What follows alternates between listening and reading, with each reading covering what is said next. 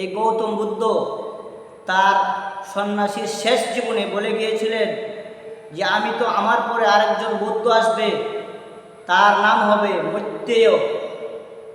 এই কথাটা জিন্দাবেস্তা একটা কিতাব আছে, বৌদ্ধদের জিন্দাবেস্তা কিতাবের মধ্যে এটাও লেখা আছে। এটা অরিজিনাল জিন্দাবেস্তা, ওখানে পাওয়া যাবে। এই গৌতম বুদ্ধ সন্ন্যাসী তার শেষ জীবনে বলে গিয়েছিলেন আমার পরে আরেকজন বৌদ্ধ আসবে, তার নাম হবে মৈত্রেয়।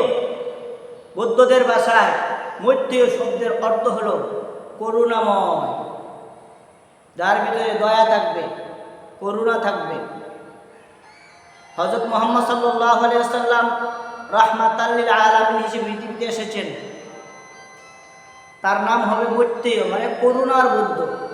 মুহাম্মদ সাল্লাল্লাহু আলাইহি ওয়াসাল্লাম ছিলেন করুণার আধার, রাহমাতাল লিল আলামিন, সমস্ত জগতের জন্য রহমত স্বরূপ। বৌদ্ধ বলে গিয়েছিল আমার পরে যে বৌদ্ধ আসবে তার নাম হবে মৈত্রেয়, করুণাময়। তোমরা যদি সফলতা চাও, সফলতা অর্জন করতে চাও, তাহলে তার অনুসরণ করো। সুবহানাল্লাহি ওয়া বিহামদিহি। সফলতা পেতে চাইলে তার অনুসরণ করবে। এই বৌদ্ধ তার জীবনের শেষাংশে উপদেশ দিয়ে গিয়েছিল, যে উপদেশগুলো বিশ্বনবীর আগে থেকেই দেওয়া, আমার বিশ্বনবীর উপদেশের সাথে মিল খায়। এই বৌদ্ধ দিয়েছিল জীবনের সফলতার জন্য।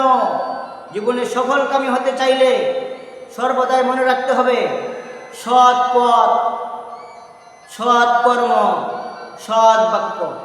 সৎ পথ, সৎ কর্ম, সৎ বাক্য, এই তিনটা কথা সামনে রেখে যে ব্যক্তি জীবনযাপন করবে তার দুনিয়া আখিরাতে সফলতা আসবে, ইহকালীন এবং পরকালীন জীবনে সে সাফল্যময় হবে।